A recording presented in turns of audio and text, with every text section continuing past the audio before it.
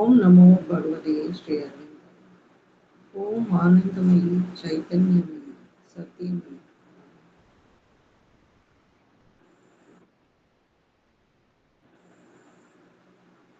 நண்பு குழந்தைகள் அனைவருக்கும் என் அன்பான வணக்கங்கள் ஆரோவிலிருந்து. இன்னைக்கு இந்த மாதமே ஒரு அருமையான மாதம்.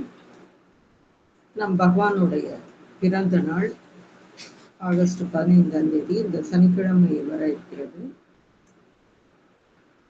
ஸோ நம்ம கொஞ்ச நாளாவே பகவானுடைய இந்த எழுத்துக்கள்ல அதை படிச்சு அதில் மூழ்கி போயிருக்கும். பகவானுடைய எழுத்துக்களும் அதற்கு அன்னையின் விளக்கங்களும். இது நமக்கு என்ன சொல்றது, ஒரு ஒரு ஒரு ரெட்டிப்பு ஆனந்தத்தை கொடுப்பதாக இருக்கிறது. இந்த அஃபோரிசம் ஃபுல்லாவே அப்படிதான்.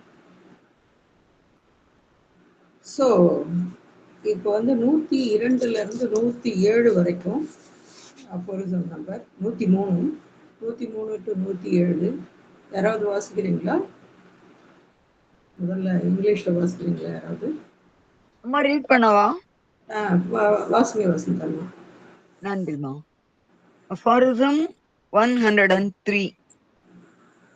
Vivekananda, exalting sannyasa, has said that in all Indian history, there is only one Janaka. Not so, for Janaka is not the name of a single individual, but a dynasty of self-ruling kings and the triumph cry of an ideal. The aphorism 104. In all the lakhs of ochre-clad sannyasis, how many are perfect? It is the few attainments and the many approximations that justify an ideal. Aphorism 105 says, there have been hundreds of perfect sannyasis because sannyasa has been widely preached and numerously practiced. Let it be the same with the ideal freedom, and we shall have hundreds of Janakas. 106 states, sannyasa has a formal garb and outer tokens. Therefore, men think they can easily recognize it. But the freedom of a Janaka does not proclaim itself, and it wears the garb of the world. To its presence, even Narada was blinded. And finally, aphorism 107. Hard is it to be in the world, free, yet living the life of ordinary men. But because it is hard, therefore it must be attempted and accomplished.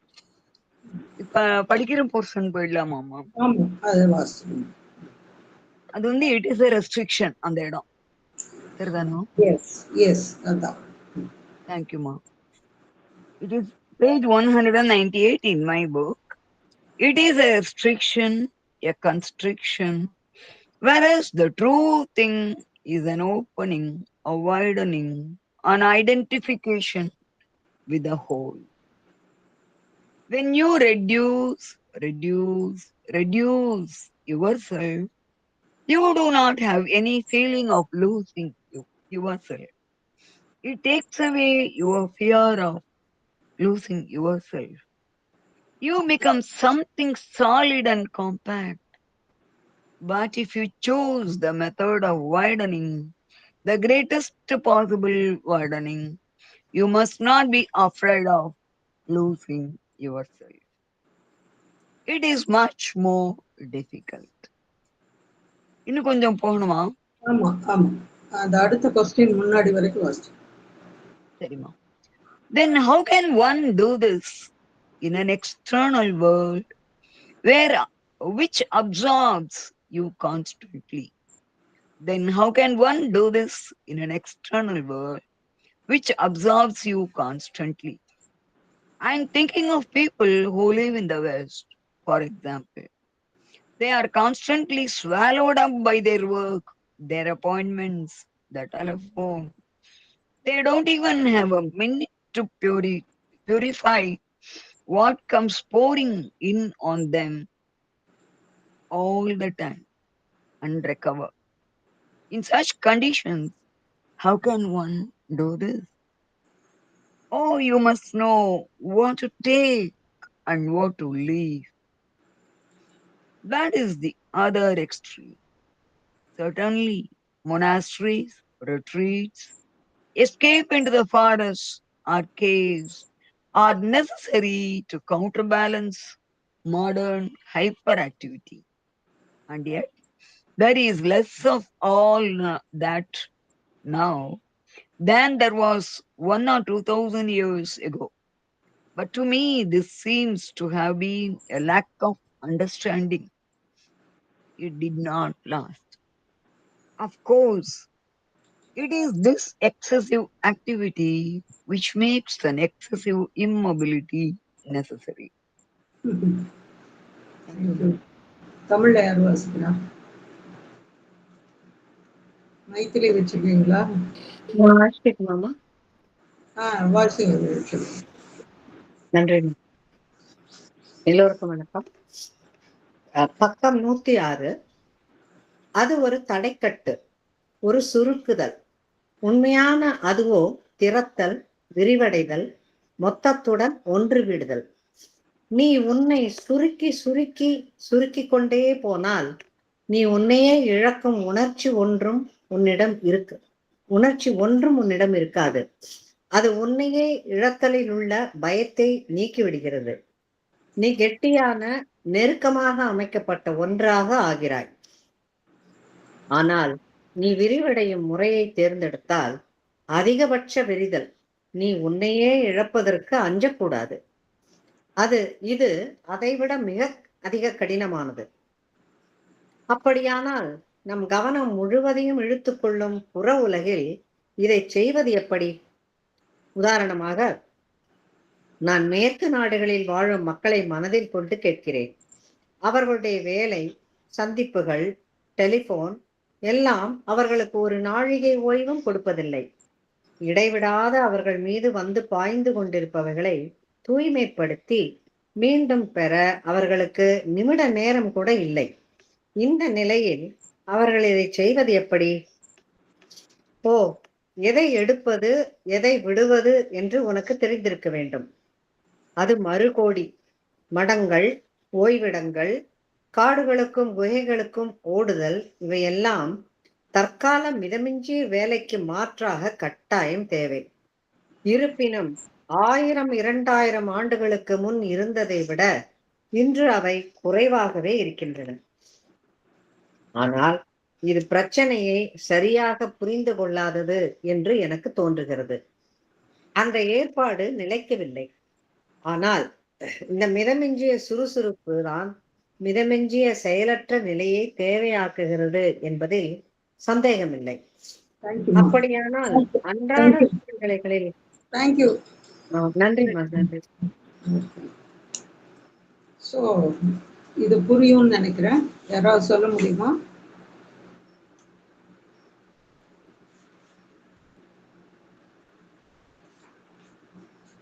மீனாட்சிமா, இது என்னன்னு சொல்ல முடியுமா?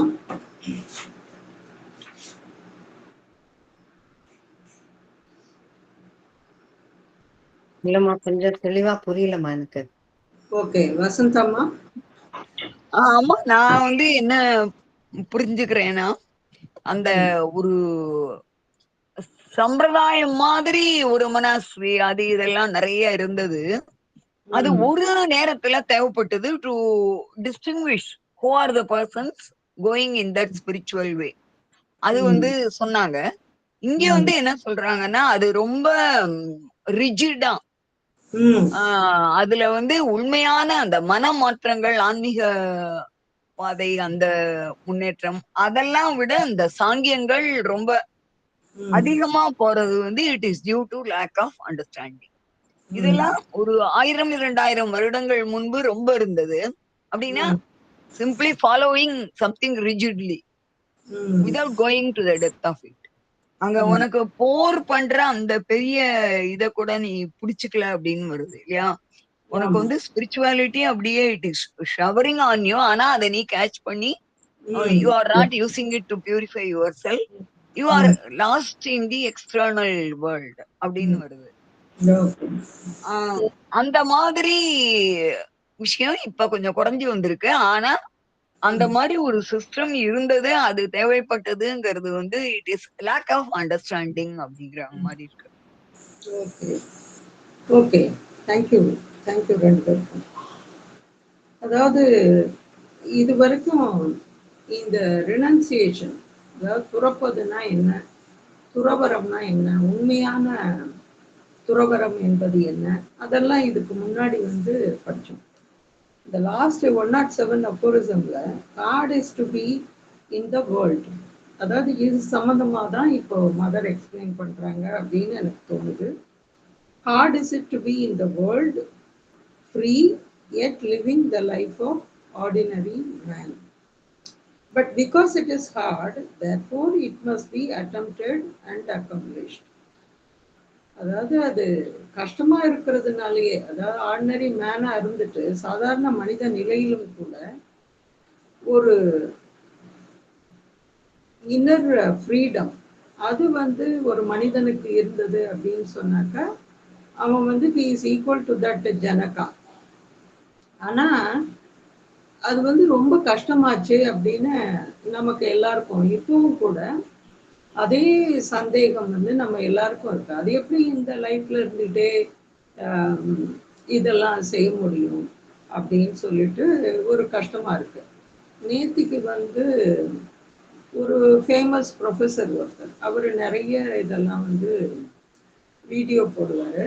அதே மாதிரி நேற்று எதேச்சியா பார்க்கும்போது மதரை பத்தி பேசுறாரு. அவர் அன்னை மீரா அப்படின்னு அவர் சொல்றாரு. அதுக்கப்புறம் பல கொஞ்சம் முன்னுக்கு பின் முரணான தகவல்கள் ஒரு 50% அது மாதிரி வேற மாதிரி இருக்கு. ஆரோவில பத்தி சொன்னது சிலது சரியா இருக்கு, சிலது சரியா இல்லை. அன்னையை பற்றி சொன்ன பல விஷயங்கள் அதுல வந்து தவறா இருக்கு. ஸோ ஒரு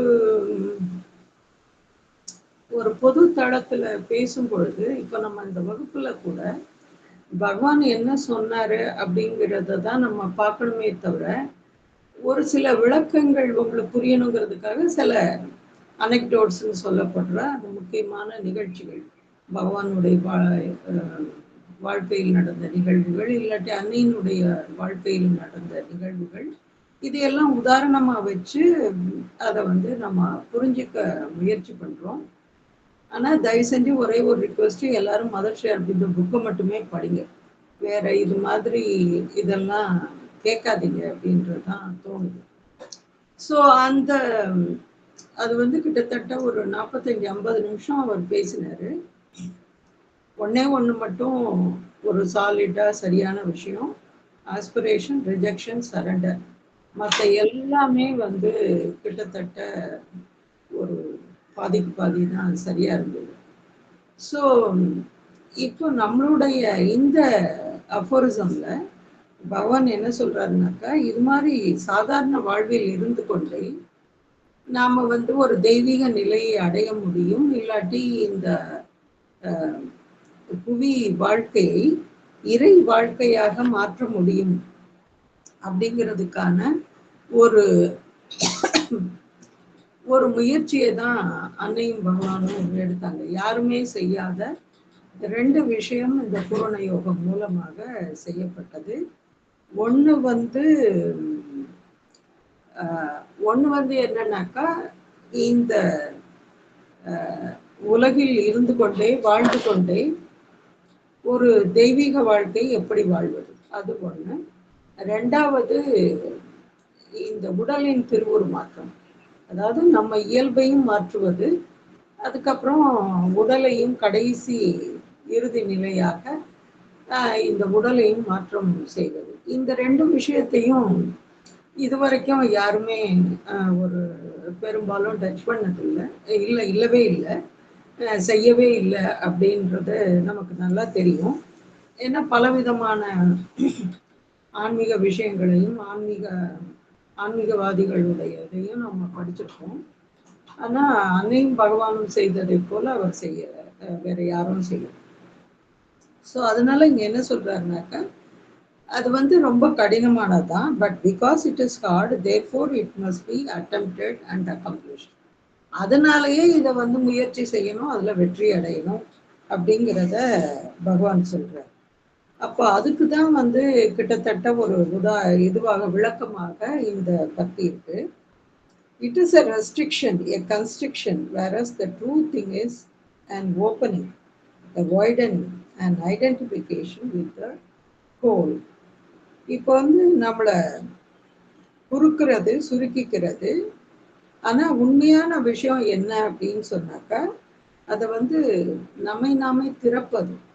அதுக்கப்புறம் வைடனிங் அப்படின்னு சொன்னா இன்னும் ஒரு பரந்த அளவுல நம்மை வந்து நம்முடைய ஜீவனை இல்லாட்டி நம்முடைய உணர்வை இன்னும் விரிவடைய செய்வது. அதுதான் முக்கியமானது. And identification with the whole. Whole அப்படின்னு சொன்னாக்க இந்த பிரபஞ்சம் முழுவதையும் அதனோட நாம வந்து ஒரு ஐக்கியப்படுத்திக் கொள்வது. இதுதான் வந்து இதுல முக்கியமானது. அது ஏன் அதை சொல்றாங்கன்னா, இந்த வார்த்தைகளை பார்த்தீங்கன்னா ஸ்டெப் பை ஸ்டெப் அன்னை சொல்றது போல இருக்கும். ஃபர்ஸ்ட் ஸ்டெப் என்ன? ஓப்பனிங். முதல்ல வந்து உன்னை நீயே திறக்க வேண்டும். அதுதான் ஃபர்ஸ்ட் பாயிண்ட். நீ உன்னை திறக்காம இருக்கும் பொழுது எப்படி அந்த சக்தி உள்ள நுழைய முடியும்? அது செய்ய முடியாது. ஸோ ஃபர்ஸ்ட் வந்து ஓப்பனிங், உன்னை திறவாக வைத்துக் கொள்ளணும். அடுத்த ஸ்டேஜ் வந்து என்ன? வைடனிங். திறந்தால் மட்டும் போதாது, அதுக்கப்புறம் அதை வந்து விரிவடைந்து கொண்டே செல்ல வேண்டும். அப்புறம் இறுதியாக தான் அந்த ஐடென்டிஃபிகேஷன் அப்படிங்கிறது வரும். ஸோ இதுல வந்து ஒரு ப்ராசஸையே அன்னை சொல்லிட்டாங்க. இது எப்படி நாம இந்த கடைசி அந்த 107வது அஃபோரிசமை எப்படி நாம கடைபிடிக்கிறது அப்படிங்கிறத இந்த ஒரே ஒரு சென்டென்ஸ்ல அந்த ப்ராசஸை நம்ம கொடுத்துட்டாங்க. So when you reduce yourself, you do not have any feeling of losing yourself. அதாவது எப்போ வந்து நமக்கு ஓப்பனிங் வரும் அப்படின்னு சொன்னாக்கா, நம்மை நாமே அந்த இழக்கிற தருணத்துல தான் அந்த ஓப்பனிங்கே வரும். அது வரைக்கும் என்ன செய்வோம்? நான் வந்து இப்படிதான், இதை போன வாரம் பார்த்தோம். நான் இது வந்து சைல்டிஷ்னஸ் அப்படின்னு மதர் கூட சொன்னாங்க. நான் இப்படிதான் இருப்பேன், நான் இப்படிதான் பேசுவேன், நான் இதுதான் அப்படின்னு சொல்றது அப்படிங்கிறது அந்த வைடனிங்கை, அந்த ஓப்பனிங் எல்லாம் அதை சுருக்கிட்டு அதை வந்து ஒரு குறுகிய வட்டத்துக்குள்ள நாம போயிடுறோம். அப்போ அது ஒரு ரிஜிடான ஒரு ஃபார்மேஷனா அது ஆயிடும். நாம என்ன பண்ணணும்? நம்மளை வந்து இன்னும் ஒரு விரிவடைய செய்ய வேண்டும். அப்பதான் நம்மை நாமே இழந்து விட்டு, அதாவது நம்முடைய கேரக்டர், நம்முடைய இது எல்லாம் அதை இழக்கும் பொழுதுதான் மேற்கொண்டு நமக்கு புது விஷயங்கள்லாம் தெரிய வரும். இல்லாட்டி நமக்கு நாமே பல திரைகளை போட்டுக்கொண்டு ஒரு இதுல மூடிட்டு உட்காந்துடுவோம். ஸோ மொத்தமான அந்த இருளுக்கு தள்ளப்பட்டு விடுவது. அதனால ஒவ்வொரு அந்த திரைகளா போடுறதுக்கு முன்னாடி நமக்கு வந்து ஒரு நம்மை நாமே திறவாக வைத்திருக்க வேண்டும். அடுத்தது வந்து விரிவடைய செய்ய வேண்டும். அப்பதான் இந்த புது விஷயங்கள்லாம் நமக்கு வரும். அப்போ லூசிங் யுவர் செல்ஃப். இப்போ நமக்கு என்ன பயம்னா, ஆரம்ப காலத்துல என்கிட்ட ஒருத்தவங்க இதே கேள்வியை கேட்டாங்க. இப்போ மதர்னு சொல்றோமே, எல்லாத்தையும் வந்து மதருக்கு ஆஃபர்னு பண்றோமே, அப்ப நம்மளுடைய இண்டிவிஜுவாலிட்டி என்ன ஆகும் அப்படின்னு ஒருத்தவங்க கேட்டாங்க. எனக்கு வந்து ரொம்ப யோகம் எல்லாம் அப்ப தெரியாது. தொடக்க காலத்துல சரி ஒரு 98 அது மாதிரி 1998 அது போல. நான் சொன்னேன், நல்லது தானே, நம்மளை நாம இழக்கிறதுங்கிறது நல்லது தானே, நாம ஏன் அதுலயே இருக்கணும் அப்படின்ற ஒரு வார்த்தையை மட்டும் நான் சொன்னேன். அப்ப அன்னை வந்து நம்ம கிட்ட ஒரு நெருக்கமாக வருவதற்கு அது வாய்ப்பு தானே அப்படின்னு சொன்னாங்க. ஸோ அது போலதான் இங்கேயும் இப்போ நம்மை நாமே நம்முடைய கேரக்டர் இல்லாட்டி இதுதான் நான் அப்படிங்கிறத அதை இழக்கும் பொழுது அப்போ நமக்கு இந்த ஐடென்டிஃபிகேஷன் கிடைக்குது. So it takes away your fear of losing your self. இது மாதிரி வைடன் பண்ணும்போது அந்த பயமும் வந்து இல்லாம போகுது. அப்போ புதுசா வந்து ஒரு விஷயம் நமக்கு புரிய வரும். பல விஷயங்களை நம்மால வந்து ஒரு அந்த ஞானத்தை நோக்கி ஒரு பாதைக்கு அது வந்து நம்ம இட்டு செல்லும். இப்போ பெரும்பாலும் பார்த்தீங்கன்னாக்கா நமக்கு ட்ரெடிஷ்னலா நமக்கு சொல்லும்போது காளின்னு சொல்லுவோம், அப்புறம் வந்து மகாலட்சுமி சொல்லுவோம், சரஸ்வதி சொல்லுவோம். ஆனா இந்த ஈஸ்வரிய வெறும் ஈஸ்வரியா தான் சொல்லுவோமே தவிர அது வந்து காளியினுடைய ஒரு ஆஸ்பெக்டா சொல்லுவோமே தவிர இது இன்னைக்கு காலையில திடீர்னு ஸ்ட்ரைக் ஆச்சு. இந்த மகேஸ்வரி அப்படிங்கிற ஆஸ்பெக்ட் வந்து பெரும்பாலும் நாம வந்து அவ்வளவு அந்த ஞானம் கொண்ட அந்த ஆஸ்பெக்டை அந்த அம்சத்தை கொண்டாடுவதில்லை. ஏன்னா இந்த பக்தி இந்த சக்தி இதுலயே போயிடுது. அந்த ஞானம் அப்படிங்கிறது எவ்வளோ முக்கியம் அப்படிங்கிறத நாம அன்னை அன்னை எழுதியதை படிச்சதுக்கு அப்புறம் தான் நமக்கு இதெல்லாம் புரியுது. அப்போ அன்னை நம்ம இந்த அஃபோரிசம் படிக்கும்போது அதற்கு விளக்கம் கொடுக்கும் பொழுது அந்த ஞான பாதையில வந்து நம்மளை கொண்டு போறாங்க. அப்போ இந்த நம்ம இழந்து விட்டோமோ அப்படின்ற பயம் வந்து அது போயிடுது. You become something solid and compact. But if you choose the method of widen, நீங்க இது மாதிரி அந்த வைடன் உங்களுக்கு பண்ணல அப்படின்னு சொன்னாதான் நீங்க காம்பேக்டா சாலிடா ரிஜிடா ஆயிடுவீங்க. ஏன்னா உங்களுக்கு வந்து எந்த ஒரு நீங்க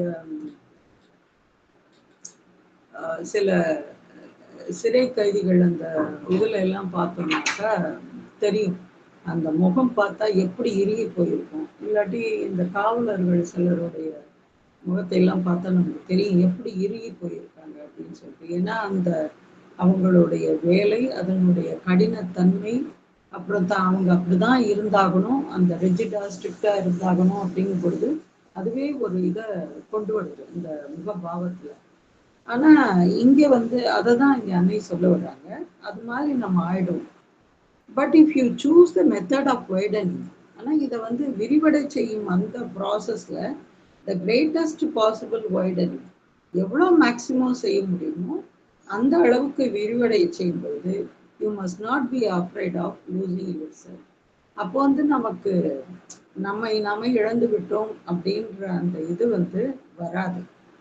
ஸோ அதுல வந்து ஒரு ஒரு குழந்தைத்தனம் இருக்கும், இல்லாட்டி அதுல ஒரு சொல்ல முடியாத ஒரு மகிழ்ச்சி இருக்கும். இது வரைக்கும் ஒரு அன்னை தெரிவதற்கு முன்னால் வரைக்கும் ஒரு வாழ்க்கை நம்ம வாழ்ந்திருக்கோம், அது எல்லாருக்குமே நல்லா தெரியும்.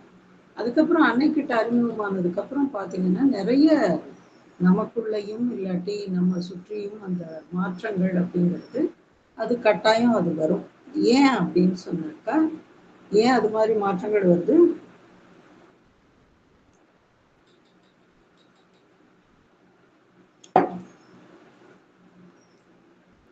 அம்மா இங்கதான் அந்த losing our self and widening.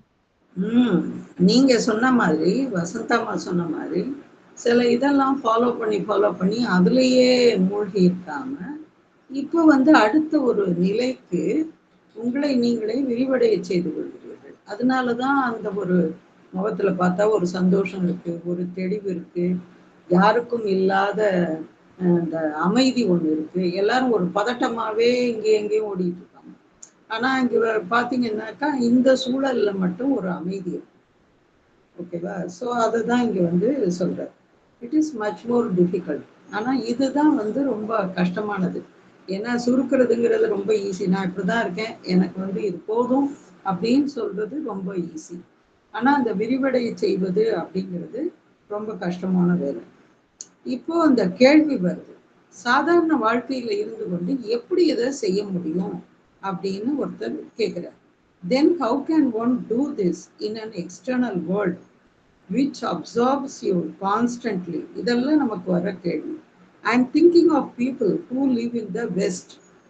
For example, they are constantly swallowed up by their work, their appointments, the telephone. They don't even have a minute to purify what comes pouring in on them all the time and recover. In such condition, how can one do this? இது கரெக்டா இந்த கேள்வி? ஒருத்தருமே பதிலே காணும். ஓ, இன்னைக்கு நிறைய பேர் இல்லையோ?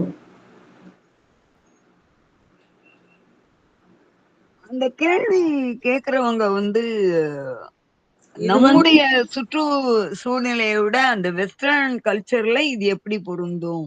ஆமா, இது நாமளும் இப்ப ஏன்னா அங்க ஆல்ரெடி எப்பவுமே அவங்களுக்கு அந்த மெட்டீரியலிஸ்டிக் வியூ தான் ரொம்ப. நான் என்னுடைய திஸ் இஸ் மை ஃபோக்கஸ். ஆமா, இப்ப நாமளும் They அப்படிதான். don't feel secure when they come out. ஆமா, இன்றைய காலகட்டத்துல, இந்த நவீன காலத்துல நாமளும் இப்படித்தானே இருக்கோம். ஆமாமா, இட் இஸ் வெரி ஸ்ட்ரேஞ்ச். ஒரு லிமிட், ஒரு டேட் வரைக்கும் நம்ம அப்படிதான் இருந்தோம். ஆமா, ஏதோ நம்ம காரியங்கள்ங்கிறது ரொம்ப தனியா இருக்கிற மாதிரி. இப்ப நம்ம அப்படித்தானே இருக்கோம். வீட்டுல யாரு வீட்டுக்காவது போகணும் அப்படின்னு சொன்னாக்கா உடனே என்ன சொல்றோம்? ஓ, இந்த வாரம் வந்துடாதீங்க. நான் கூட சொன்னேன் என்னோட சிஸ்டர் கிட்ட, ஐயோ வர சனிக்கிழமை எல்லாம் வந்துடாத, பிஸி அப்படின்னு. ஏன்னா ஆசிரம் போறேன் அப்படின்னு சொன்னேன். அது மாதிரி நாமளும் இப்போ அப்படிதான் இருக்கோம். நம்மளுடைய அலுவல்கள், நம்ம இங்க போறது, ஸோ நம்மளுடைய வேலைகள், அப்பாயின்மெண்ட்டு, இதெல்லாம் இப்போ அவங்களுக்கு மட்டும் இது பொருந்தாது. இப்போ இருக்கிற காலகட்டத்துல இது எல்லாருக்குமே பொருந்தும் இந்த நிலைமை. Oh, you must know what to take and what to leave. அப்போ உனக்கு தெரிஞ்சிருக்கணும் எதை எடுத்துக்கணும், எதை விட்டுடணும் அப்படிங்கிறத நீ தெரிஞ்சு வச்சிருக்கணும். That is the other extreme. Certainly, monasteries, retreats, escape into the forest or caves are necessary to counterbalance modern hyperactivity. Modern சொல்றது இது இன்னைக்கு கூட அதே தான் பொருந்தும். இப்பயும் கூட என்ன செய்யறோம், எல்லாரும் எங்கேயாவது ஒரு இடத்துக்கு போகலாம் அப்படின்னு சொல்லிட்டு எல்லா இடத்துலையும் இப்போ டூரிஸ்டா தான் இருக்காங்க. காஷ்மீர் போகலாம், இல்லாட்டி அது அங்கே போகலாம், அங்கே போகலான்னு சொல்லிட்டு ட்ரெக்கிங் போகலாம். ஸோ ஏன்னாக்கா ஃபாரஸ்ட்டு, மலைகள், குகைகள் அப்படின்னு சொல்லி எல்லாரும் போகிறாங்க. ஸோ அதுவும் ஒரு வகையில் இப்போ அங்கே மட்டும் இல்லை, இங்கேயும் அதே போல் ஆயிடுச்சு. இந்தியாவிலையும் இப்போ இது ரொம்ப பாப்புலர். ஆனால் இது என்ன சொல்கிறாங்கன்னா, இந்த ஹைப்பர் ஆக்டிவிட்டி, எப்போ பார்த்தாலும் ஒரு 16 மணி நேரம் வேலை செய்யும்போது இந்த ஹைப்பர் ஆக்டிவிட்டிக்கு இது தேவைதான் அப்படின்னு அன்னை சொல்கிறார். இது ஒரு வகையில் இது வேண்டியது தான். ஏன்னா அங்கே வசந்தாமா சொன்ன மாதிரி ரொம்ப அந்த பணம் சம்பாதிச்சாதான் ஓரளவுக்கு இதுவா இருக்க முடியும். நம்மை போல எந்த சூழ்நிலையிலையும் வாழ்வதற்கு அங்கே எப்படின்றது எனக்கு தெரியல. இங்கே ஒரு அன்றாடம் கூலிகளாக இருக்கிறவங்க கூட ஒரு சந்தோஷமா அவர்களுடைய வாழ்க்கை இருக்கிறத நம்மளால பார்க்க முடியுது. இப்ப கூட அது மாதிரி இருக்கு. தினக்கூலியா போறவங்க கூட அன்னைக்கு சம்பளம் வாங்கி அதை சமைச்சு சாப்பிட்டுட்டு அதோட ஒரு மகிழ்ச்சியா இருக்கிறதையும் நம்மளால பார்க்க முடியுது. ஆனா எப்ப பார்த்தாலும் ஒரு பிசினஸோ இல்லாட்டி வேற ஒரு சம்பந்தமா ஓடிக்கிட்டு இருக்கிறவங்களுக்கு, அவ்வளோ ஹைப்பர் ஆக்டிவிட்டி இருக்கிறவங்களுக்கு இந்த ரெட்ரீட்டும் இந்த மொனாஸ்ட்ரீஸும் இதெல்லாம் தேவைதான். And yet there is less of all that now than there was 1 or 2,000 years ago. But to me, this seems to have a lack of understanding. It did not last. Mother என்ன சொல்றாங்கன்னா, உனக்கு ஒரு அந்த புரிதல் இல்லை, அதனால தான் நீ இது மாதிரி எல்லாம் நம்ம செய்கிறோம். ஆனால் இது நிறைய நாள் இது இப்படியே நீடிக்காது அப்படின்னு சொல்ல வராங்க. ஹைப்பர் ஆக்டிவிட்டின்னா இன்னொரு ஒரு இடத்துல அது எங்கே சொன்னாங்கன்னு எனக்கு ஞாபகம் இல்லை. நீ எவ்வளவு பிஸியாக வேலை செஞ்சா கூட உள்ளுக்குள்ள ஓய்வாக இருக்கணும். சன்லைட் பார்த்தா என்னன்னு தெரியல, உள்ளுக்குள்ள நீ ஓய்வாக இருக்கணும் அப்படின்னு ஒரு இடத்துல சொல்லியிருப்பாங்க. அதாவது வெளியே எவ்வளோ வேணாலும் பிஸியாக இருக்கலாம், ஆனால் உள்ளுக்குள்ள அந்த மனது அமைதியாக ஒரு ஒரு இதோட இருக்கணும், ஒரு ஓய்வோடு அது இருக்கணும் அப்படின்னு. ஆனால் அதை ப்ராக்டிஸ் பண்ணுறது ரொம்ப கஷ்டம். உள்ளுக்குள்ள ஒரு அமைதியை வச்சுட்டு வெளியில பரபரன்னு சுற்றுறது அப்படிங்கிறது கொஞ்சம் கடினமான காரியம்தான். ஆனால் ட்ரை பண்ணலாம்.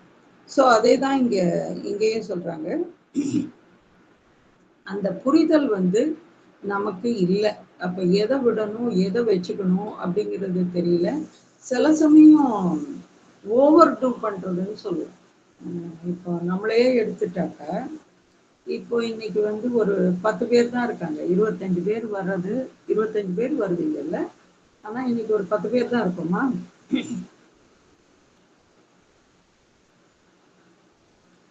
ஆமாமா, இன்னைக்கு ஒரு 10, 11 அவ்வளவு. அவ்வளவுதான் இருக்கும். ஏன்னு சொன்னா பாதி பேர் எங்க கொஞ்சம் பேர்லாம் வர முடியல போல இருக்கு. ராதா ராணி எல்லாம் காணும். இல்ல அவங்க வேற ஒரு கிளாஸ்க்கெல்லாம் போறாங்கல்ல. இப்போ ஒரு 2-3 பேர் வேற கிளாஸுக்கு போறாங்க.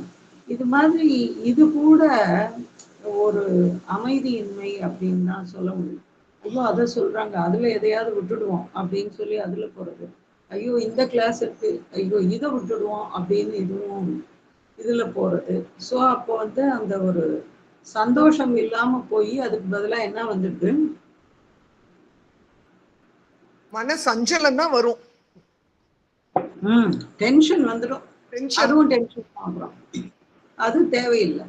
நம்ம வந்து மதர் ப்ரே பண்ணணும் அப்படின்னு சொன்னாக்க, இல்லாட்டி ஒன்று கேட்கணும் அப்படின்னு சொன்னா ஒண்ணு கேட்கலாம். அதுக்கு சந்தோஷமா இருக்கலாம். அப்போ வந்து அதுல நமக்கு என்ன கிடைக்கிறதோ, அது என்ன புரியுதோ அது. இப்போ இங்க போயிட்டு அங்க போயிட்டு ஒரு 4 இடத்துக்கு போகும் பொழுது அதுவுமே வந்து ஒரு நம்முடைய அமைதியின்மையை தான் அதுவும் காட்டுது. அதுவும் ஒரு ஹைப்பர் ஆக்டிவிட்டியை தான் காட்டுது. இது சாதாரண வாழ்க்கையில மட்டும் இல்லை, இது மாதிரி விஷயங்கள்லையும் இப்போ ஜாஸ்தியாகி போச்சு. So of course it is this excessive activity which makes and excessive immobility necessary. இப்போ நிறைய இது மாதிரி ஓடிட்டே இருக்கிறதுனால என்ன செய்யறோம், நிறைய போய் உக்காந்துட்டோம். எங்கேயாவது உட்கார்றதுக்கு இடம் கிடைக்குமா அப்படின்னு சொன்னாக்கா, அமைதியா உட்கார முடியும் அப்படின்னா ஒரு மணிக்கணக்கில் உட்கார்றதுக்கும் நம்ம வந்து தயாரா இருக்கோம், மெடிடேஷன் எல்லாத்துக்கும். ஸோ இது புரிஞ்சிருக்கும்னு நினைக்கிறேன் உங்க எல்லாருக்கும். It's okay.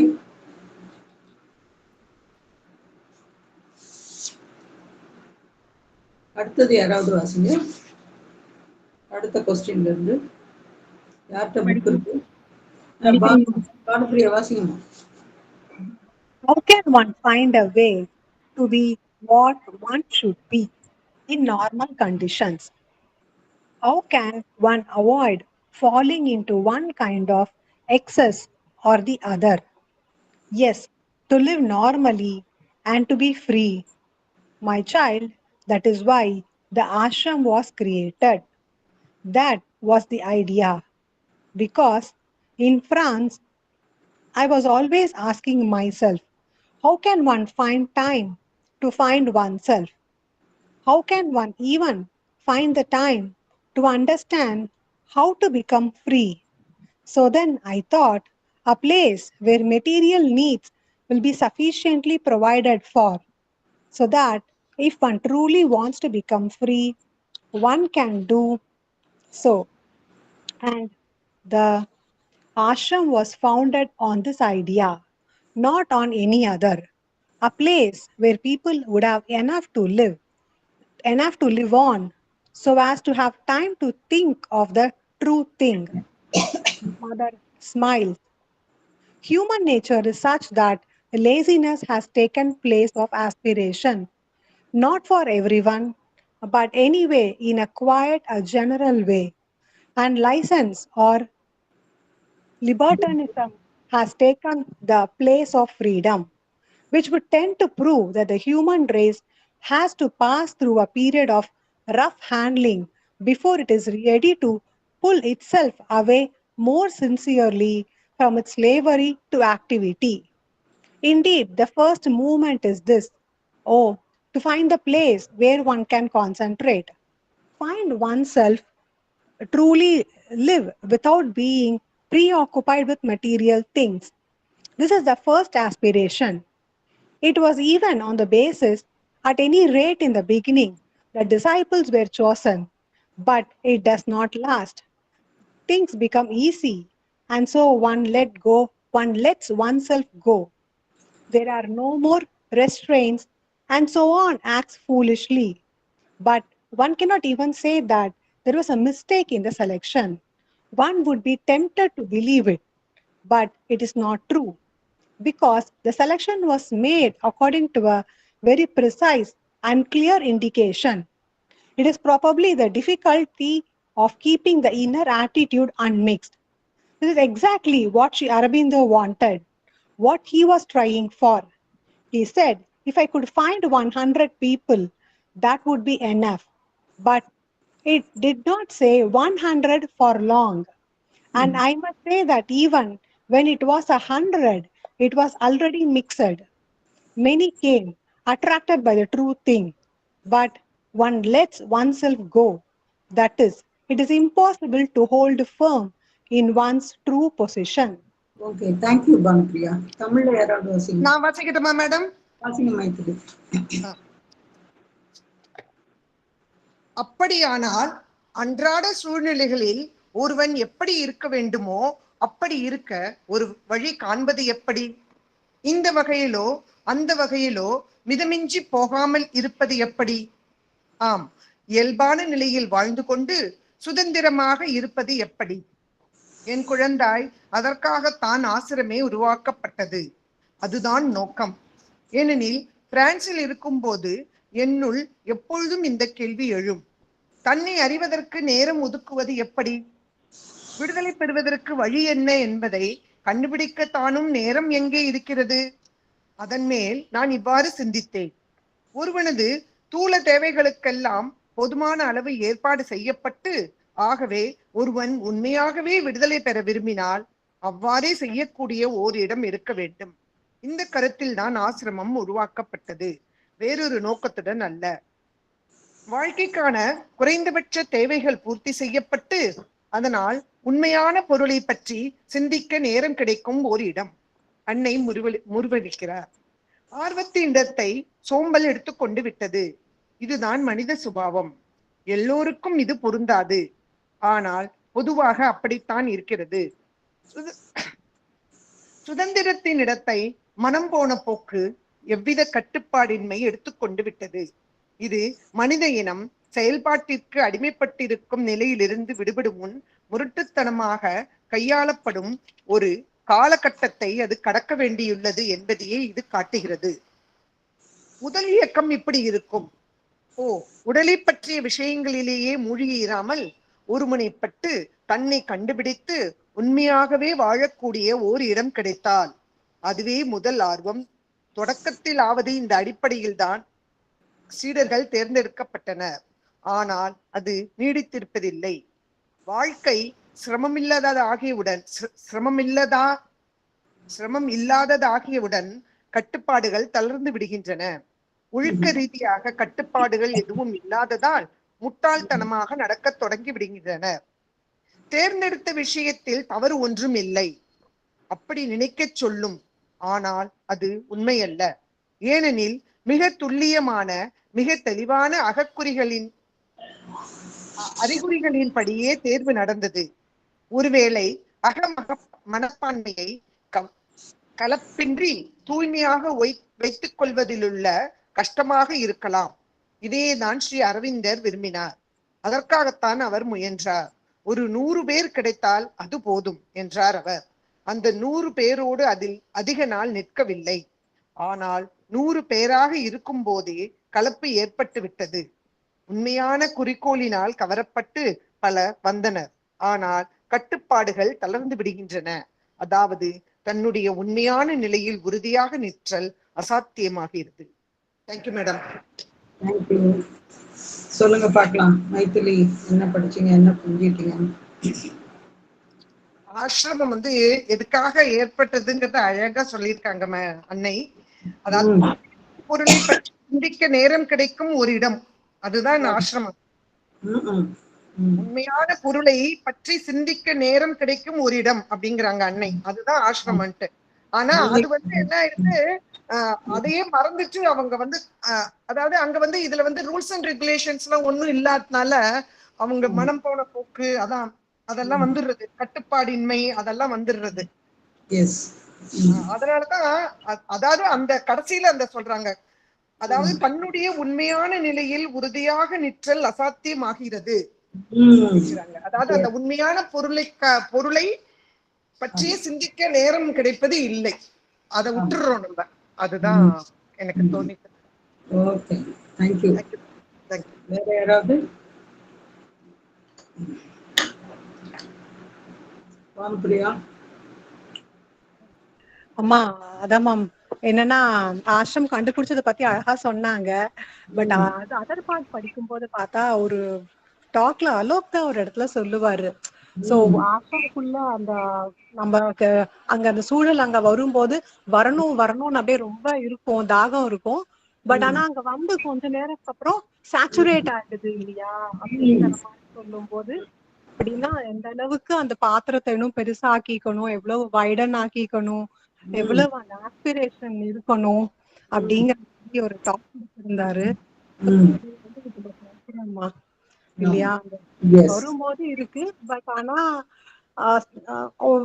ஒரு வாட்டி சமாதி பாத்துட்டு வந்ததுக்கு அப்புறம் அப்பா பாத்துட்டோம் திருப்தி அப்படின்ற கூடாது. மீனாட்சி அம்மா கேட்கலாம், என்ன ரியலான எக்ஸ்பீரியன்ஸ் கிடைச்சிருக்கும் மீனாட்சி அம்மாவுக்கு? உங்களுக்கு தான் உண்மையான அனுபவம் கிடைச்சிருக்கும்னு. ஐயோ இல்லம்மா, எனக்கு அது உண்மைதான். எனக்கு வந்து அன்னை என்னுடைய சொந்த அனுபவத்தை சொல்லணும்னா, நான் ரொம்ப ஆர்வமா இருந்தேன் பாண்டிச்சேரியிலே வந்து ஏதாவது சர்வீஸ்ல ஈடுபடணும்னு. அதுக்கேத்த மாதிரி நிறைய ஓப்பனிங்ஸும் எனக்கு கிடைச்சது. ஆனா என் மனம் வந்து ஒரு 2-3 மாதத்துக்கு பிறகு என் குடும்பத்தாரை பற்றியே யோசிச்சுக்கிட்டு இருந்ததுனால கொஞ்சம் அந்த ஏக்கம் வந்துருச்சு அவங்கள பாக்கலையேன்னு. சோ எனக்கு நான் என்ன நானே கெடுத்துக்கிட்டேன்ற மாதிரி ஆயிடுச்சு. எனக்கு தோன்றது அது மாதிரி. ஏன்னா நம்ம அந்த பாசம், பந்த பாசம் விடாததுனாலயோ என்னமோ தெரியல, அன்னை வந்து நீ அன்பிட் போயிட்டு வா போன்ற மாதிரி என்ன அனுப்பிட்டாங்களோன்னு தோணுது. அப்படியெல்லாம் இல்ல, இன்னும் அந்த டிசர்விங்கான ஒரு குவாலிட்டிஸ் எனக்கு வரலன்ற மாதிரி.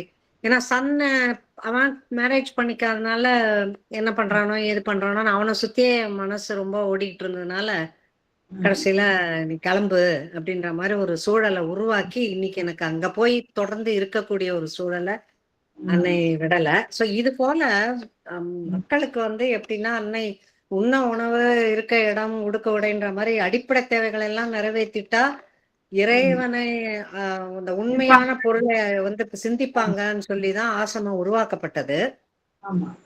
ஆனா அதுல கிடைச்ச சுதந்திரமும் அதுல எல்லாமே நமக்கு கிடைச்சிடுதுங்க போற ஒரு சோம்பேறித்தனமும் உருவாகி அந்த உண்மை பொருளை தேடுவதிலிருந்து விலகி மனிதன் வந்து போயிடுறான்றத குறிப்பிடுறாங்க. எதுக்காக வந்தோமோ அதை விட்டுடுறோம். அது ஒண்ணுதான் ஓரளவு என்னுடைய அனுபவத்தோட ஒத்துதான் இருக்குன்னு தோணுது. சாரி, நான் உங்களை இது பண்றதுக்காக சொல்ல வைக்கல. இல்லம்மா, இது ஒண்ணுதானே. அதுதான் நான் எல்லாத்தையுமே சொல்லி வருத்தப்படுவேன். ஏன்னா நானு அந்த மார்ச் மாசத்துல வந்த போது அவ்வளவு ரொம்ப ஆர்வமா இருந்தேன். ஒரு 2-3 வருஷமாவே ஆர்வமா இருந்தேன். அந்த ஆர்வத்துக்கு பலனா எனக்கு அன்னை வீடு இந்த டைம் நீங்க வீடு கொடுக்கலன்னா நான் போக மாட்டேன் திரும்பின்னே சொன்னேன் சமாதியில ப்ரே பண்ணும்போது. கரெக்டா ஆசிரமத்துல இருந்து 10 அடி தூரத்துல வீட்டை கொடுத்தாங்க. சோ எனக்கு அன்னை காட்ட வேண்டிய சலுகையெல்லாம் காட்டினாங்க. ஆனா என்னுடைய மனித மனம் வந்து அதுல இந்த பந்தபாசம்ன்ற சேற்றுல சிக்குண்டு இன்னும் வெளியே வர்றதுக்கு தயங்குறதுனாலயா என்னன்னு தெரியல. அதெல்லாம் ஒன்னும் பிரச்சனை இல்லை. அது வந்து எல்லாருக்கும் உள்ளதுதான். அதை பத்தி எல்லாம் கவலைப்பட தேவையில்லை. அட்லீஸ்ட் ஒரு அந்த ஆஸ்பிரேஷன் வந்து மதர் எல்லாருக்கும் அதை ஃபுல்ஃபில் பண்ணுவோம். நான் நிறைய பேரை பார்த்துட்டேன். எவ்வளோ ஆஸ்பயர் பண்றாங்களோ அது எல்லாத்தையும் ஃபுல்ஃபில் பண்ணிடுவாங்க. நான் இப்போ ஒரு கிட்டத்தட்ட ஒரு 20 வருஷ காலமாக, 20 வருஷமா அதுக்கு மேலேயே ஒரு 26 வருஷமா நான் வந்து பாக்குறேன். என்னையும் சேர்த்துதான் சொல்றேன். அந்த ஆர்வம் எந்த அளவுக்கு இருக்கோ அந்த அளவுக்கு வந்து அது ஃபுல்ஃபில் ஆயிடுது.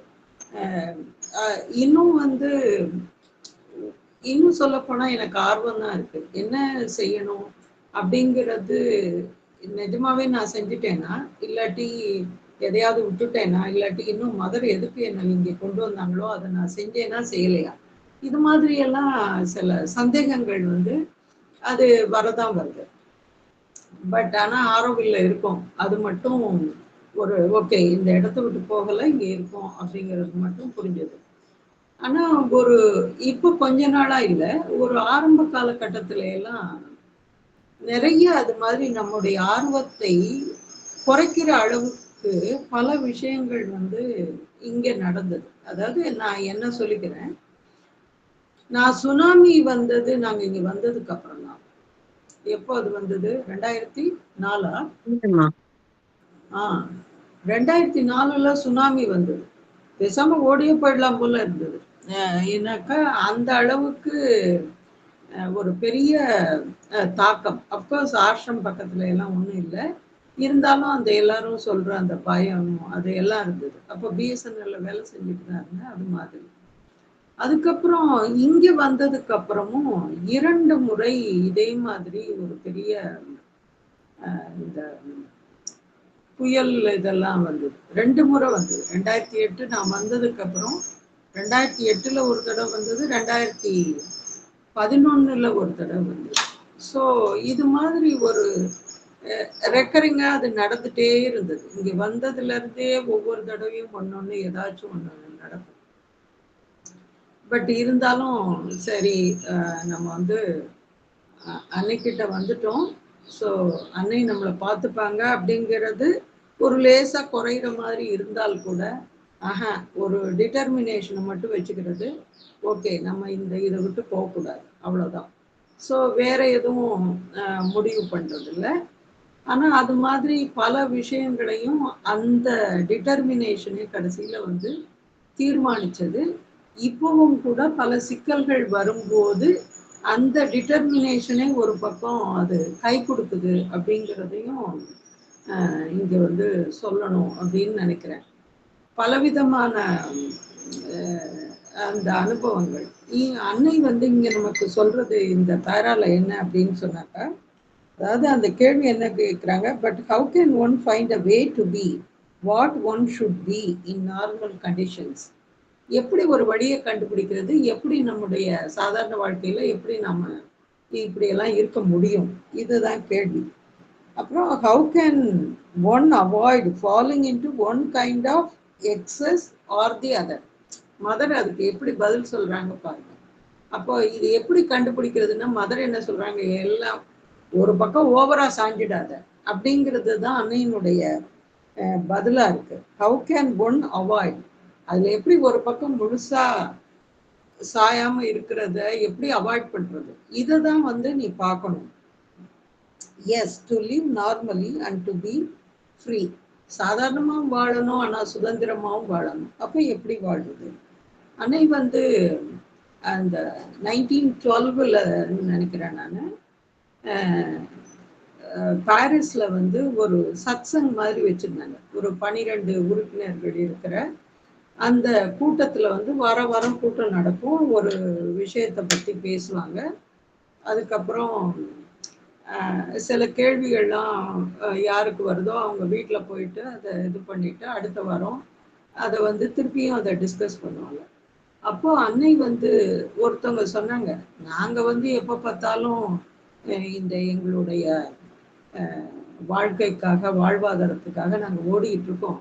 இதுல போய் நாங்க எங்க இந்த ஆன்மீகத்தையும் என்ன கண்டுபிடிக்கிறது என்ன அப்படிங்கிறத இதெல்லாம் யாரு செய்வா அப்படிங்கும்போது அன்னைக்கு வந்து இந்த சிந்தனை வந்ததாக அன்னையே எழுதுகிறார். என்னன்னாக்கா, எனக்கு ஒரு சந்தர்ப்பம் கிடைத்தால் அப்படின்னே சொல்றாங்க. எனக்கு ஒரு சந்தர்ப்பம் கிடைத்தால் இது மாதிரியான ஒரு இதை நான் உருவாக்குவேன், ஒரு அமைப்பை உருவாக்குவேன். அங்கே வந்து மக்கள் இந்த மெட்டீரியல் விஷயத்தை பத்தி கவலைப்பட தேவையில்லை, தங்களுடைய ஆன்மாவை கண்டுபிடிக்கும் இடமாக அது இருக்கும் அப்படின்னு சொல்றாங்க. பின்னாடி பகவான் கிட்ட வந்ததுக்கு அப்புறம் ஆஷ்ரம் வந்து 24 நவம்பர் 1926ல இருக்கிற சாதகர்களை எல்லாம் அன்னையிடம் ஒப்படைக்கும் பொழுதும் அதே தான் வந்து நடந்தது. அப்போ எல்லா சௌகரியங்களையும் அன்னை வந்து கிரியேட் பண்ணி கொடுத்தாங்க. மாசம் ப்ராஸ்பரிட்டி, அவங்க தங்குவதற்கு ஒரு வீடு, அதுக்கப்புறம் வந்து ஒரு அறை, அப்புறம் சைக்கிளு, அதுக்கப்புறம் உடைகள், இது மாதிரி வேற என்னெல்லாம் தேவையோ கெரசின் எல்லாம் கூட டிஸ்ட்ரிபியூட் பண்ணுவாங்க. இது மாதிரி எல்லா விஷயங்களையும் ஒரு கேர் எடுத்து அன்னை வந்து பார்த்துக்கிட்டாங்க. ஆனா அன்னையே இதுல வந்து சிரிக்கிறாங்க. அதனுடைய விளைவு என்னவாச்சு கடைசியில? அந்த ஒரிஜினல் ஆஸ்டிரிட்டி குறைஞ்சு வந்துடுது இல்லையா? அவங்க சோம்பேறித்தனம் நினைச்சதை விட இன்னும் கொஞ்சம் டைல்யூட் ஆயிடுத்து சில கேசஸ் அட்லீஸ்ட். சோம்பேறித்தனம் வந்துருச்சு அங்கே. அதுதான் சொல்றாங்க, லேசினஸ் வந்துருச்சு. ஆஸ்பிரேஷன் இருக்க வேண்டிய இடத்துல ஒரு சோம்பேறித்தனம் வந்துருச்சு. ஏன்னா மனிதனுக்கு வந்து அது இயல்பு தான். ஏன்னா எப்ப எந்த ஆக்டிவிட்டியும் இல்லையோ அப்ப என்ன வரும்? நல்லா சோம்பேறித்தனம் தான் வரும். நல்லா சாப்பிட வேண்டியது, தூங்க வேண்டியது, இல்லாட்டி என்ன வேலை இங்க ஆசிரம இது கொடுக்கப்பட்டிருக்கிறதோ அந்த வேலையை மட்டும் செஞ்சுட்டு மற்ற நேரம்லாம் வந்து இதுவா இருக்க வேண்டும். ஸோ இப்படிதான் வந்து ஆரோவில்லையும் அதே போலதான். ஏன்னா இங்கேயும் வேலைகள் இருக்கு, இல்லைன்னு சொல்லலை. ஆனா இதுல வந்து ஒரு வித்தியாசமான ஒரு இது ஆசிரமத்துல வந்து அப்படி இல்லை. ஒரு பர்டிகுலர் டிபார்ட்மெண்ட்ல வேலை செஞ்சா அங்கே வேலை செய்யலாம், அதோட சரி. நீங்க வந்து வேற எங்கேயும் வேலை செய்யணும் அப்படிங்கிற கட்டாயமெல்லாம் எதுவும் கிடையாது. ஆனால் இங்க ஆரோவில்ல 2-3 இடத்துல வேலை செய்யறது உண்டு. நாங்கெல்லாம் ஒரு என்ன சொல்றது, ஒரு இசையம்பலம் ஸ்கூலுக்கு கொஞ்ச நாள் போயிட்டு இருந்தேன். அப்புறம் மாத்ரு மந்திர் கொஞ்ச நாள் போயிட்டு இருந்தேன். சாவித்ரி பவன்லையும் வேலை செஞ்சுட்டு இருந்தேன். இது தவிர ஆசிரமத்துக்கு தேவையான சில மொழிபெயர்ப்புகள்லாம் செஞ்சேன். இது போல ஒரே சமயத்துல 4-5 வேலைகள் வந்து செய்வது உண்டு இங்கே ஆரோவில்ல. ஆனா இங்கேயும் இதே போல அன்னை சொன்னது போல எல்லா சௌகரியங்களும் ஆசிரமத்தை விட ஆரோவில் வந்து இன்னும் ஒரு படி மேலன்னு சொல்லலாம். சோலார் கிச்சன்ல பாத்தீங்கன்னாக்கா, ஏன்னா ஃபாரினர்ஸ் இருக்கிறதுனால அன்னை அஜெண்டால சொல்லியிருந்தாங்க, இது மாதிரி அவங்களுக்கு ஏற்றபடி வந்து அந்த உணவு எல்லாம் இருக்கணும் அப்படிங்கிறதுனால சீஸ், பன்னீர், இது மாதிரி எல்லாம் விஷயங்கள். சத்தியமா சொல்றேன், நான் இங்க வந்ததுக்கு அப்புறம் தான் இந்த சீஸையும் பன்னீரையுமே கண்ணால பார்த்தேன். அதுக்கு முன்னாடி எல்லாம் கேள்விப்பட்டிருக்கேனே ஒழிய அத இப்ப எல்லா இடத்துலயும் கிடைக்குது. ஆனா அப்போ 97ல எல்லாம் பாத்தீங்கன்னாக்கா இங்க வந்து சோலார் கிச்சன்ல சாப்பிடும் பொழுது சோலார் கிச்சன்ல சாப்பிடும்போது அவ்வளோ அள்ளி அள்ளி வழங்குறது போல இருக்கும். அவ்வளோ கொடுப்பாங்க. எல்லாத்தையும் பார்த்தீங்கன்னா அவ்வளோ டேஸ்டா இருக்கும். இப்பயும் கூட அப்படிதான் இருக்கு. அவ்வளோ டேஸ்டா இருக்கும். பாதி இங்க இருந்து ஃபார்ம்ஸ்ல இருந்து வர்றது தயிர் ரொம்ப என்ன சொல்றது, நியூட்ரிஷியஸ் ஃபுட்டா அவ்வளோ நல்லா இருக்கும். ஒரு பணக்கார வீட்டு ஒரு ஃபுட்டு எப்படி இருக்குமோ அது போல நிறைய ஐட்டம்ஸ் எல்லாம். அந்த அளவுக்கு வந்து இங்க ஆரோவில் இன்னும் ஒரு பெரிய லெவல்ல இருக்கு அப்படின்னு சொல்லலாம். ஆனா கடைசியா வந்து என்ன ஆகுது அப்படின்னு சொன்னாக்கா, அன்னை சொன்னது போல அந்த ஆர்வம் குறைந்து அதையெல்லாம் அப்படியே படிப்படியா வந்து வேற ஒரு நிலைக்கு தள்ளப்படுகிறோம். ஆனா அது மாதிரி இருக்க முடியாது அப்படிங்கிறது தான் நான் இதுவரைக்கும் பார்த்தது. ஏன்னா ஒரு அளவுக்கு தான் அந்த ஃபோர்ஸ் வந்து கொஞ்சம் இடம் கொடுத்து வச்சிருக்கோம். அதுக்கப்புறம் அந்த அன்னையினுடைய சக்தி வந்து நல்லா தூண்டி விட்டுரும். ஏதோ ஒரு பெரிய வேலையை கொடுத்து இதை செய் அப்படிங்கிற அளவுக்கு மதர் வந்து அதை கொடுத்துடுவாங்க. அதனால நாமளே கான்சியஸா வந்து நம்முடைய அந்த நேரத்தை நம்மை கண்டுபிடிப்பதையும், நம்முடைய ஆன்மாவுக்கு என்ன தேவையோ இல்லாட்டி ஆரோவிலுக்கு எதுக்காக வந்தோம் அப்படிங்கிறதுக்காகவோ அதை ஃபுல்ஃபில் பண்றது ஒரு நல்லா இருக்கும். இப்பெல்லாம் அந்த கொஞ்சம் ஒரு விழிப்புணர்வு இங்க வந்துருச்சு அப்படின்னு சொல்லலாம். So my child, that is why the ashram was created. That was the idea. Because in France, I was always asking myself, how can one find the time to find oneself? How can one even find the time to understand how to become free? So then I thought, a place where material needs will be sufficiently provided for, so that if one truly wants to become free, one can do so. எல்லா அந்த material conditions எல்லாம் அங்கே இது பண்ணும்போது, ஆனால் அன்னை பண்ணது மாதிரி சாதகர்களுக்கெல்லாம் யாருமே செய்ய முடியாது. இன்னைக்கு அந்த இருக்கிற சப்தாவோட அதை தொடங்கினவர், அவர் வந்து என்ன பண்ணாரு, இது மாதிரி ஆஷ்ரம்ல பப்ளிஷ் பண்ற புக்ஸ் எல்லாம் கொண்டு போய் உலக அளவுல அதெல்லாம் வந்து கொஞ்சம் சேல் பண்ண ஆரம்பிச்சாரு. அப்போ வந்த பணத்தை எல்லாம் அன்னைக்கிட்ட கொண்டு போய் அப்படியே அவரு கொடுத்தாரு. இதெல்லாம் இந்த புக்ஸ்னால வந்தது, இந்தாங்க அப்படின்னு சொல்லிட்டு அன்னைகிட்ட கொடுக்கும்போது அன்னை வந்து 2 ரூபாய் கொடுத்தாரு அவர்கிட்ட. இந்தாங்க இதை வச்சுக்கோங்க அப்படின்னு சொல்லிட்டு. அவர் உடனே சொன்னாரு, எனக்கு எதுக்கு தேவை இந்த 2 ரூபாய்? அன்னை கொடுத்தது 2 ரூபாய். ஆனா அந்த 2 ரூபாய் எனக்கு என்னத்துக்கு இது தேவை? எனக்கு வந்து இது அவசியமே இல்லை. நீங்க எல்லாம் கொடுக்குறீங்க, அப்புறம் இந்த 2 ரூபாய் வச்சுட்டு நான் என்ன பண்றது அப்படிங்கிறத அவர் சொன்ன உடனே அன்னை சொன்னார், இல்ல நீ வந்து இத உருப்படியா இது மாதிரி ஒரு புக் ஸ்டால் வந்து வேணா தொடங்கலாம் அப்படிங்கும் போதுதான் இந்த சப்தா அப்படிங்கிறது அது உருவானது.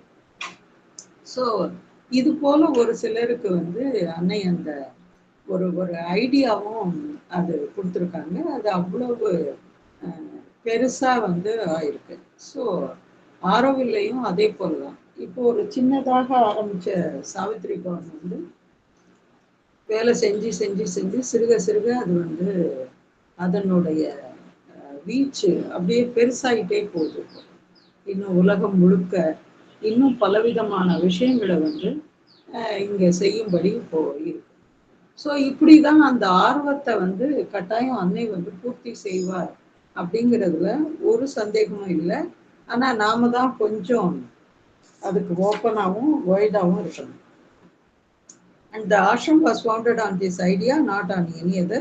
A place where people would have enough to live on, so as to have time to think of the true thing.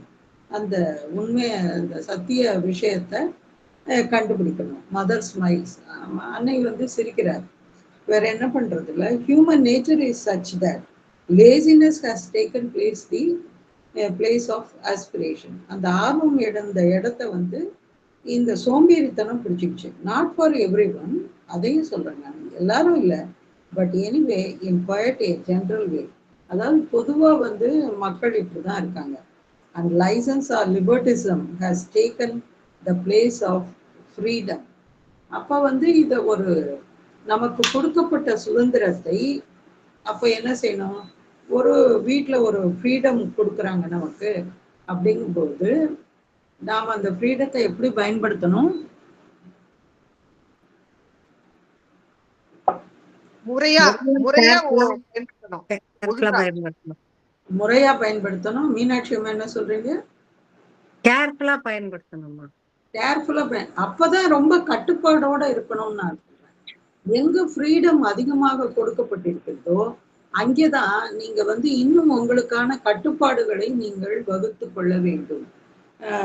இது வந்து ஆசிரமையும் சரி, ஆரோவில்லையும் சரி, அது போல அதிக அளவு இப்படிதான் இருக்கணும் அப்படின்ற எந்த சட்ட திட்டமும் அன்னை வந்து வைக்கல. ஸோ வேலைக்கு போறது அப்படிங்கிறது மட்டும் ஒரு கரெக்டா அந்த டிபார்ட்மெண்ட் தான் அங்கே வேலைக்கு போகணும் அப்படிங்கிறது மட்டும் இருந்தது. பட் வேற பெருசா கட்டுப்பாடுகள் அப்படிங்கிறது இல்லை, சட்டத்திட்டங்கள்லாம் இல்லை.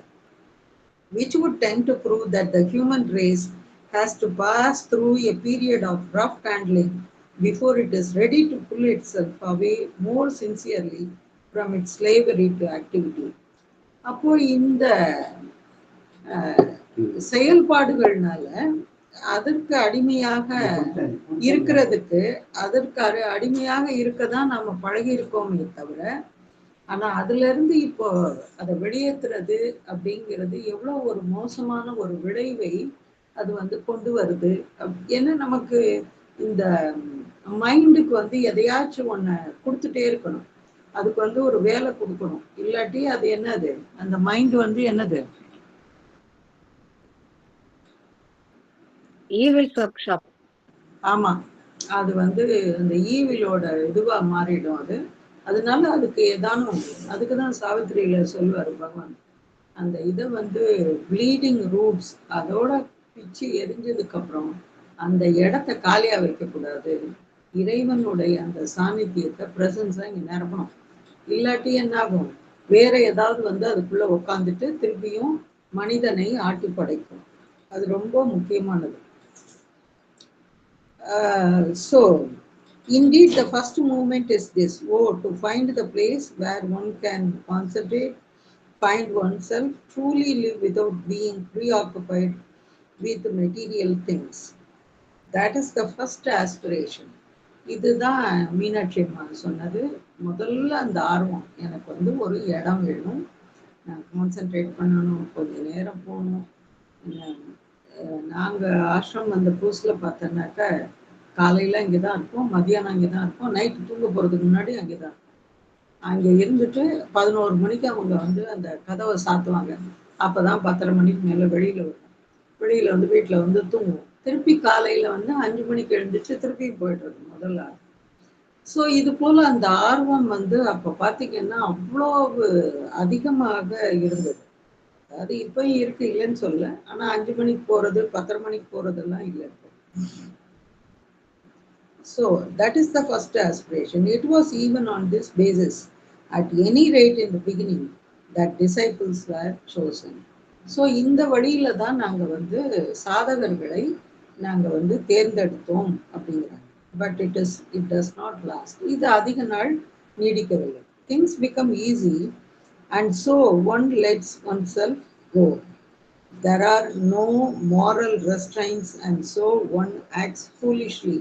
எவ்வளோ ஓப்பனாக அன்னி சொல்கிறாங்க பாருங்க. அப்போ இவ்வளோ ஃப்ரீடம் கொடுத்ததுனால, மாரல் ரெஸ்ட்ரைன்ஸ் எல்லாம் எதுவும் இல்லாததுனால மனிதன் என்ன பண்ணான், ரொம்ப முட்டாள்தனமாக வந்து செயல்பட ஆரம்பித்துவிட்டான்.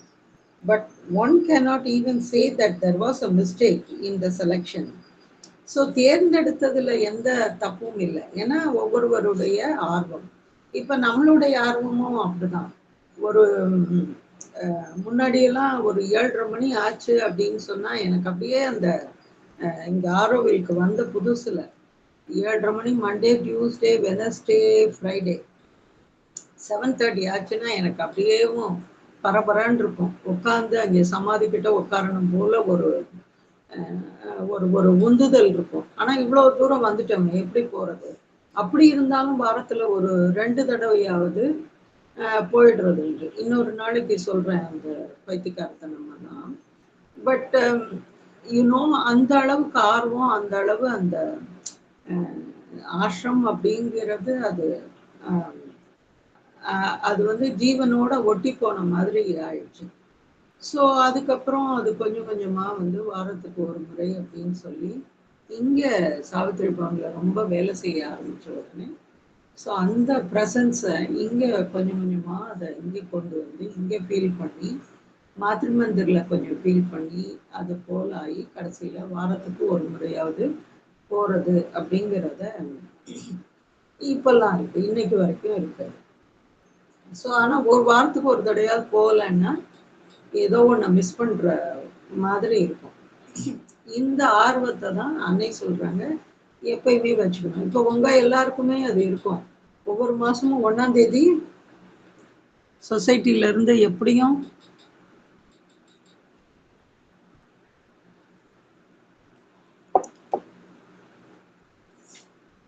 ஒன்னாம் தேதிக்காக காத்திருப்போம்மா.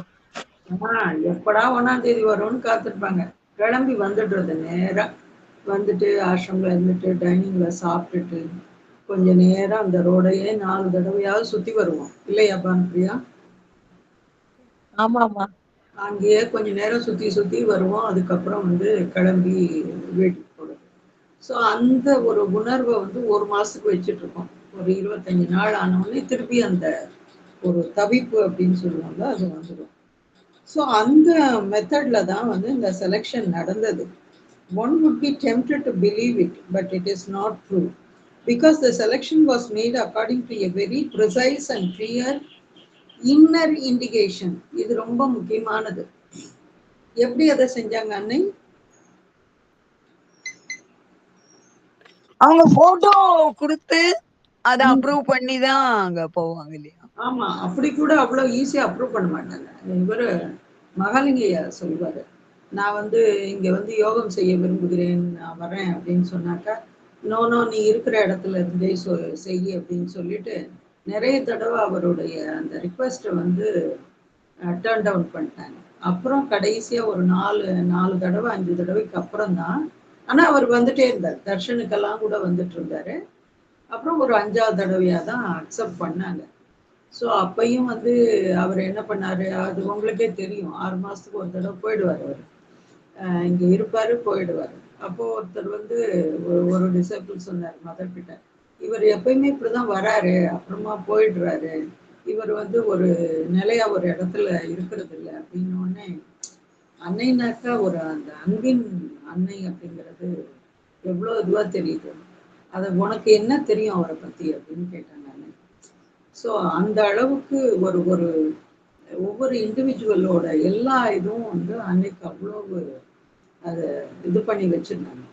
ஸோ அதுக்கப்புறம் இல்லை இவர் ஒருத்தர் தான் அவங்க வீட்டில் சம்பாதிக்கிறவர், தம்பிகள் அது மாதிரி இருக்காங்க, அப்பா கிடையாது அப்படின்னு சொன்னோடனே, எவ்வளோ எவ்வளோ அவர் சம்பாதிச்சாரு அப்படின்னாக்கா 40 ரூபாயோ 50 ரூபாயோ சொன்னாங்க. நீ 60 ரூபாய் மாசம் மாசம் அனுப்பு அப்படின்ட்டாங்க. எங்க அவரை இங்க வச்சுட்டு மகாலிங்க ஐயாவை, மகாலிங்க ஐயா வீட்டு குடும்பத்துக்கு அன்னை வந்து 60 ரூபாய் அனுப்பிச்சாங்க. ஸோ இது மாதிரி எல்லாம் ஒரு கம்பேஷன் அவங்களுக்கு. அப்படி இருக்கும்போது நாம தான் வந்து அவ்வளோ ஆர்வத்தோட ஒரு கிராட்டிடியூடோட இருக்கணும். So but it does not things become easy. அதுக்கப்புறம் it is probably the difficulty of keeping the inner attitude unmixed. இதை வந்து ஒரு கலப்பு இல்லாம அந்த அகம் மனப்பான்மையை வைத்துக் கொள்ள வேண்டும். அப்பதான் நாம வந்து இங்க இருக்க முடியும். இப்ப வந்து ஆன்சர் புரிஞ்சிடுச்சா? என்ன பதில் சொன்னாங்க மீனாட்சிமா?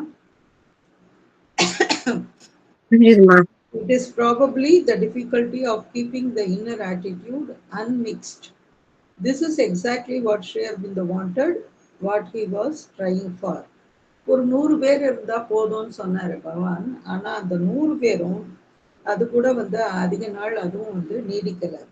And I must say that even when it was 100, it was already mixed. அப்பயுமே அது ஒரு கலப்போடு தான் இருந்தது. Many came attracted by the true thing, but one lets oneself go. That is it. It is impossible to hold firm in one's true position. So ஒருத்தருடைய உண்மையான நிலையில அதை வைத்துக்கொள்வது அப்படிங்கிறது ரொம்ப சிரமமான விஷயம் அப்படிங்கிறாரு. அடுத்தது யார் வாசிக்கிறீங்க?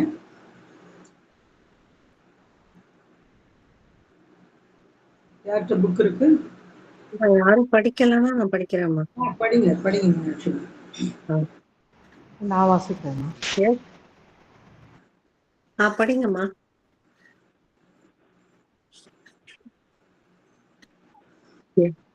நீங்க படிங்க. வாசிங்க. இங்கிலீஷ்ல வாசிங்க, தமிழ்ல ஒருத்தர் வாசிங்க. நீங்க படிங்க. ஓகே. சுகந்தி வாசிங்க இங்கிலீஷ்ல. எஸ்மா, ஒரு நிமிஷம். Yes, I have noticed that in the extreme difficulty of the outer conditions of the world, the aspiration was much more intense. Alandanama? ஆமா ஆமா, right. Okay. Yes, of course. It is much more intense. It is almost a question of life and death. Yes, that is it. That's it. That is to say, man is still so crude that he needs extremes. That is what Sri Aurobindo said. For love to be true, hatred was necessary. True love could be born only under the pressure of hatred. That is it. That's it. Well, one must accept things as they are and try to go further. That is all. That is probably why there are so many difficulties. Difficulties accumulate here, difficulties of character, health, and circumstances. It is because the consciousness awakens under the stress of difficulties. If everything is easy and peaceful, one falls asleep. That is also how Sri Aurobindo explained the necessity of war. In peacetime, one becomes slack. It is a pity. I cannot say that I find it very pretty, but it seems to be like that. This is just what Sri Aurobindo said in the hour of God. If you have the force and the knowledge and misuse the moment, woe to you. It is not revenge. It is not punishment. Not at all. But you draw upon yourself a necessity, the necessity for a violent impulsion to react to something violent. Silence. Thank you. Thanks. Tamil Vasini மீனாட்சிமா, தமிழ்ல யார் வாசினீங்க?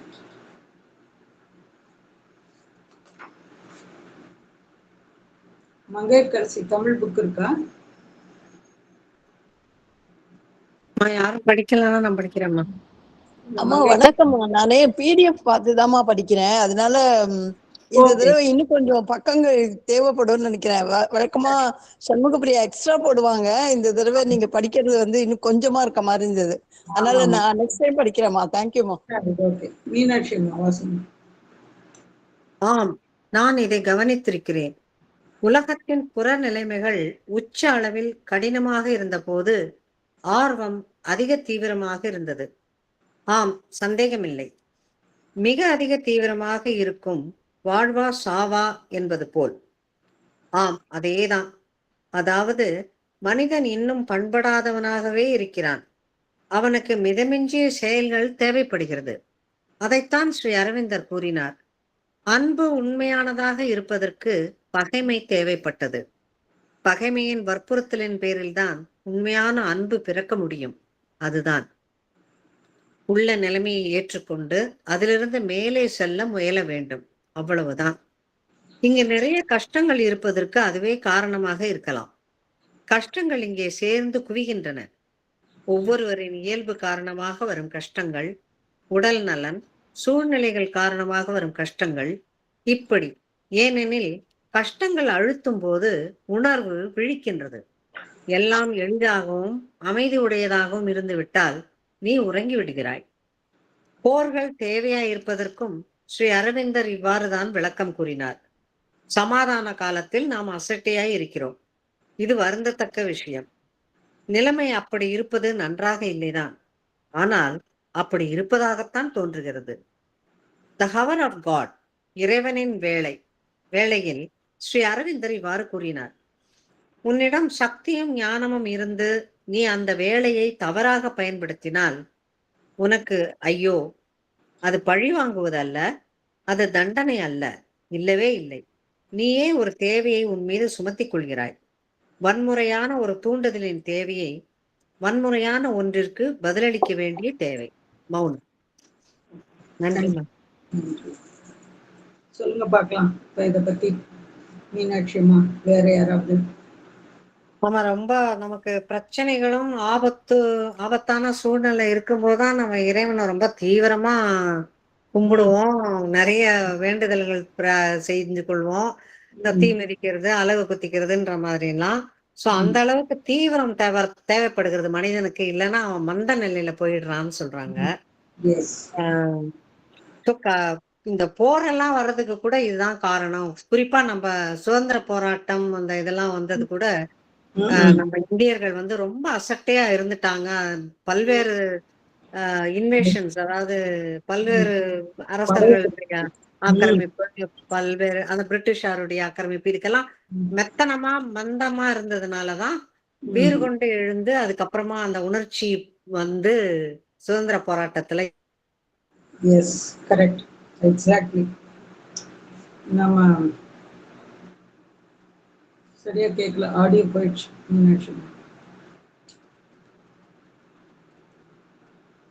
S, இததான் வந்து அன்னை அது அவ்வளவு கரெக்டா சொல்றாங்க. ஏன்னா எப்போ நமக்கு ஒரு வாழ்வா சாவான்னு நமக்கு வரும்பொழுதுதான் நமக்கு வந்து அது அப்பதான் சுறுசுறுப்பாகும். அப்பதான் வந்து எல்லா இதுவும் நமக்கு என்ன, எப்படி போறது, என்ன பண்றது அப்படிங்கிற வழியை வந்து அப்பதான் தேட ஆரம்பிப்போம். இல்லாட்டி என்ன பண்றது, நல்லா ஜாலியா சாப்பிட்டு தூங்கி வேறு ஒரு மந்த நிலைக்கு போயிடுவோமே தவிர நம்மளால முன்னேற முடியாது. நீங்க வந்து இத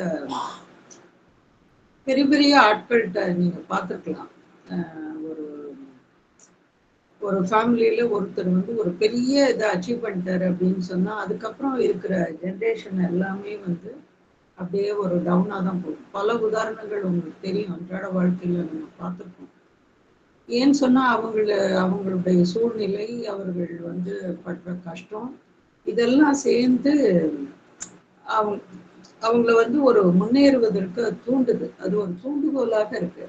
ஆனா அந்த இது எட்டிட்டதுக்கு அப்புறம் அதுக்கப்புறம் அந்த அவர்களுடைய சந்ததியரோ இல்லாட்டி குழந்தைகளோ அந்த அளவுக்கு அதையும் விஞ்சி போற நிலைமையில இருக்கிறது இல்லை. ஓகே, இப்ப அன்னை சொல்றதை நம்ம பார்க்கலாம். Yes, I have noticed that in the extreme difficulty of the outer condition, இந்த கேள்வி கேட்கிறவரே சொல்றாரு, conditions of the world, the aspiration was much more intense. எப்போ இந்த பிரெஞ்சு ரெவல்யூஷன், இதெல்லாம் நிறைய ரெவல்யூஷன்ஸ் எல்லாம் war is the father of change என்று ஒரு பழமொழி கூட உண்டு. அப்போ எந்த இந்த போராட்டங்கள் இதெல்லாம் வருதோ அப்போதான் இங்க ஒரு பெரிய மாற்றமும் வருது. அப்போதான் அந்த ஆர்வம் வந்து மிக தீவிரமாக இருக்கு. Yes, of course it is much more intense. It is almost a question of life and death. அப்போ எப்படியாவது இதுல இருந்து தப்பிச்சு போகணும் அப்படின்னு பார்ப்போம். அப்போ வந்து நம்மளை கடல்ல தள்ளிவிட்டா கூட நீந்தி நம்ம வந்துடுவோம். ஏன்னா இந்த உயிர் பிழைக்கணுங்க, அந்த இதுல அந்த ஆர்வம் வந்து செயல்படும். Yes, that is it. That is to say, man is still so crude that he needs extremes. அந்த ஒரு பெரிய ஒரு இது வந்து தேவைப்படும். அந்த ஒரு மும்முரமான ரொம்ப தீவிரமான ஒரு எக்ஸ்ட்ரீம் நிலை, அந்த வந்து அதீதமான ஒரு நிலை தேவைப்படுறது மனுஷனுக்கு. இல்லாட்டி அவன் ஒன்றும் செயல்படவே மாட்டான். That is what Sri Aurobindo said. For love to be true, உண்மையான அன்பு இருக்கணும் அப்படின்னு சொன்னாக்கா அங்கே ஹேட்ரட் இருக்கணும். இதுக்கு முன்னாடி அஃபோரிசம் நம்பர் 88 to 92 அதுல நம்ம ஆல்ரெடி இதை படிச்சிருக்கோம். அப்ப எவ்வளவு தூரம் அது தேவையா இருக்கு அப்படின்னு சொல்லிட்டு நம்ம கூட ஒரு பழமொழி சொல்லுவோம், என்ன நிழலின் அருமை வெயில்ல தெரியுமா?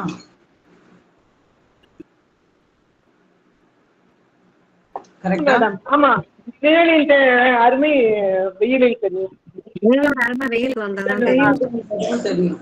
அது போலதான் நமக்கு, இல்லாட்டி அது தெரியாது.